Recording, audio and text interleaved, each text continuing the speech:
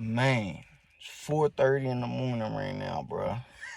It's 4:30 in the morning right now. I couldn't help but hop up and make a video because of the information that has come about. The dude,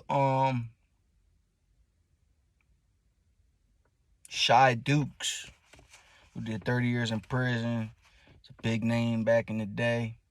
Did 25, 30 years in the pen, came home, and whatever he was doing, obviously he brought the jail mentality home with him, but whatever he was saying, whoever he was running with, whatever it was, he was he was acting like it had to be like on some real disrespectful shit, because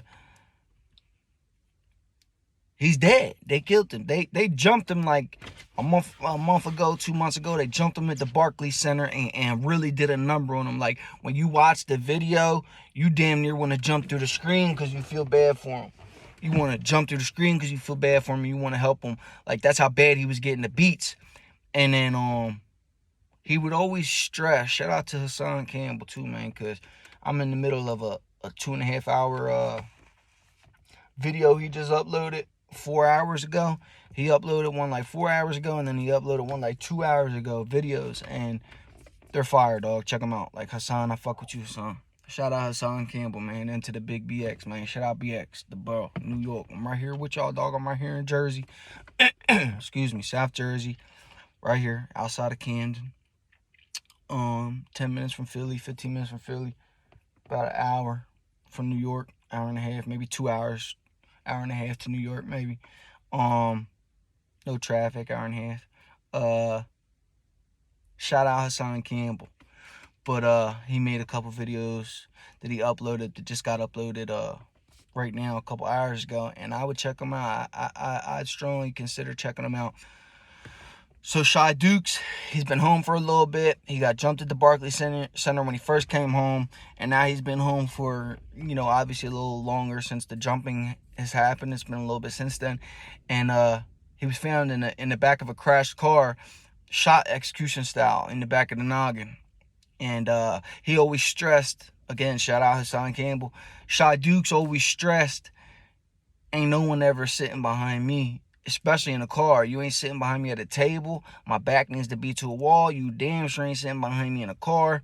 And he didn't stay up on what he believed in, which was just that of not sitting behind me in a car. He gave in, whatever the conversation led to. He ended up in the front. Dude ended up behind him, and shit talking, a bad deal. People were just fed up with him. It didn't like him anymore. Bringing that jail mentality home ain't the way to go, because you free now. That jail mentality don't work out here on the streets with us free motherfuckers. Like, we ain't trying to hear all that. And I don't know who the fuck you coming around talking to like you extorting somebody or talking like you finna make a problem for somebody on in my world, on my behalf. Like, nah, people just wasn't having it, and that just shows you they don't have it. Like, that jail mentality, you gotta keep it in jail, dog. Don't bring that shit back home here to the free world. Like, we ain't with that shit. Like, we all been to jail, dog. We know what it's about. We don't want that shit in the free world, dog. You ain't finna have me living in the free world like it's jail. Nah, man, I don't want that mentality. I don't want them people around me. I don't want that energy around me. None of that. Keep all that shit. All you niggas want to run into jail and go to jail and all that shit, man. Keep that on y'all side. I don't want that energy, man.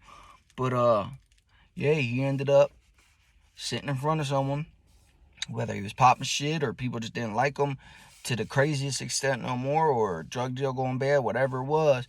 He sat in front, dude blew his brains out, and it was all like, there was witnesses to this. Then the dude crashed a car, and dude hopped out and ran, and the guy said he was running with what looked like to be a duffel bag. So it was either a drug deal going bad, or he was running with a gun, and it just looked like a duffel bag because the bitch was a rifle, or it was in a rifle bag. Whatever it was, Shy Dukes got knocked off. You know what I mean? Shy Dukes is not with us no more. All that tough mentality, like, yeah, have it. That's how you got to survive. But be careful where you bring it to, who you bring it to, who's around, what's the reputation of them cats that's around that you're bringing that tough talk around to, man. Be quiet. Keep your mouth shut. That's why I always do like this. Because I ain't saying shit. You ain't getting nothing out of me. And I don't know nothing. So leave me the fuck be, man. But, you got to keep your mouth shut, dog. You got respect is the biggest thing, dog. Respect goes a long way. You come off disrespectful to someone, they gonna end you. You come off respectful to someone, and then you have a miscommunication between the two, he ain't gonna do you dirty because he knows you got respect for you because you've been respecting him. Y'all just had a disagreement and aren't agreeing on some shit. He ain't finna kill you over it because he knows you're full of respect. So like respect takes you a long way in this world, a far way. So always respect, always be on your P's and Q's, and keep your bullshit and your negative ways about you out of the mix, man. Especially when you in it. Like when you really in the mix, don't be bringing that tough guy disrespect shit to the table, man, because there's real motherfuckers out here in this life that ain't playing that ain't having it. They ain't having the disrespect, man. Bring that somewhere else, and then you fuck around and lose your life on account of being disrespectful. Like, nah, man, be respectful. If you feel like you being punked, man, take that shit on the chin.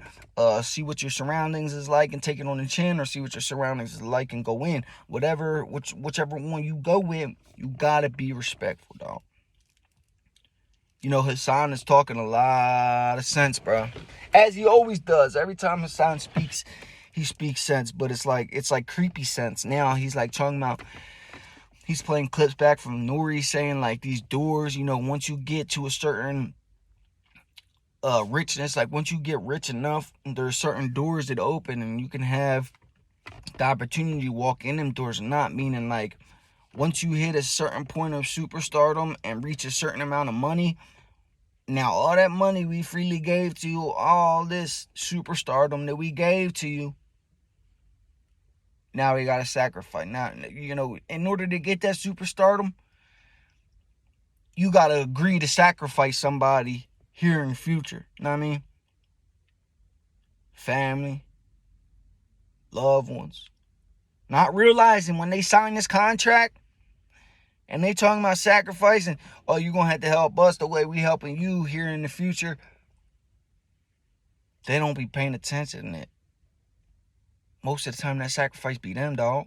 Most of the time the sacrifice that go in the industry be the rappers, bruh. It be the rappers. It's crazy, like, when you hear other people talking shit, like, you might be hip to it or know about the shit, but when you hear other people talk about it, it just sometimes hits different. Like, you sometimes gotta be told shit so your eyes can open up on it, you know what I mean? Granted, we might know already about it, but sometimes hearing it from someone else, you know, sheds a little bit more light opposed to us just thinking it, you know what I mean? But it's good to listen and to hear people. Yeah, these fucking doors that he's talking about, and it's making so much sense that you can't help but believe it somewhat. You know what I mean? Like, you know, a couple days ago when we lost Takeoff, rest in peace to the Rocket Man. When we lost Takeoff, I said to myself, I reenacted this shit. I made a video reenacting how Lil Cam, X Cam, whatever the fuck his name is, how he ran back into the bar so he could duff that pistol. Because he just ran up and shot Take in the back of the noggin, and then he dipped back into the pool hall, bowling alley, bar, whatever the fuck it was, just to duff that ratchet. Give it to his big homie, or huck it somewhere, put it somewhere, do something with it. But that's what it was mainly about, dog. Running back in there to duff that that ratchet that he just meant to kill Takeoff with. And J Prince Jr. nonchalantly walked right back in the bar right behind him because he knew little dude just did that. He's running back in there to duff the gun. Now, Jay Prince got to walk in there and make sure the youngin's doing what he's supposed to. He duffed the gun. We're out the back door. We're in the fucking black SUV, and we gone, bruh. Now, I reenact it. It's 5 o'clock in the morning on the East Coast in New Jersey right now, and we up grinding. What you get up and do today, I already done last night or earlier this morning. This YouTube shit don't stop.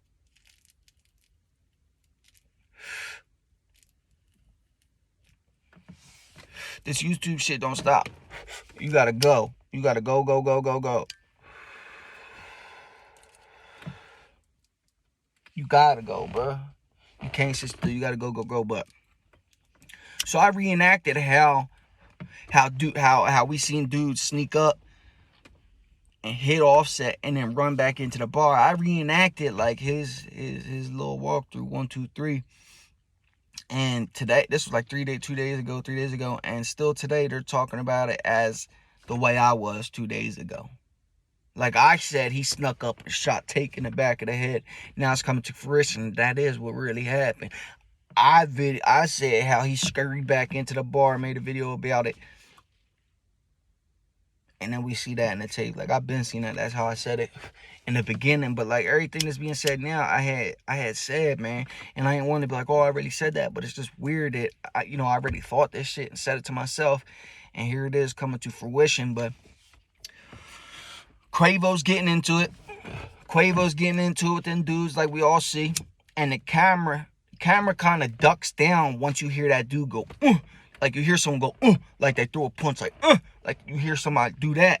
And then the camera dips to where you can't see much because all man breaks loose after that. But you hear, someone threw a punch and then the camera angle dips. But what's been being said and what is being said now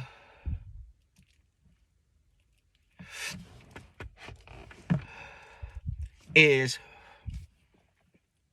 Quavo got swung on. Quavo went to swing a punch, or Quavo got swung on. Which one was? I can't picture Quavo like starting shit and like throwing a punch. We'll just go with that narrative. Quavo threw a punch. Now we ain't gonna just go with that narrative because I ain't finna make no bullshit up. How the frick did it go? I was just listening in, man. Them niggas threw a punch. Quavo went to throw one back or protect himself. They threw a punch. Quavo went to protect himself and throw a punch himself or engage in the fight. Takeoff peeped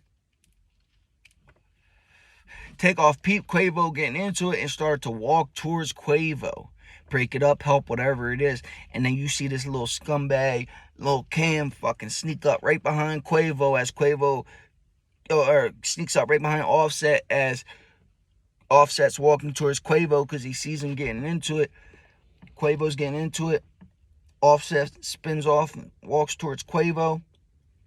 Fucking Lil Kim sneaks right up behind Takeoff while he's walking towards Quavo, who's fighting.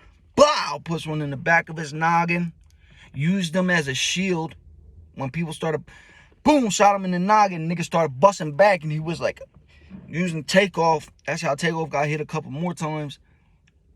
And then ducked off and spun back into the bar. And it just hurt my heart hearing that because it made so much sense from what I seen 3 days ago in the video to now what is coming to fruition. Excuse me. Technical difficulties, it happens. We work with what we got around these parts, you know what I mean? We work with what we got around these parts. We gonna make the content no matter what. Ain't shit gonna stop us. Not no light, not the rain outside, none of that. We here.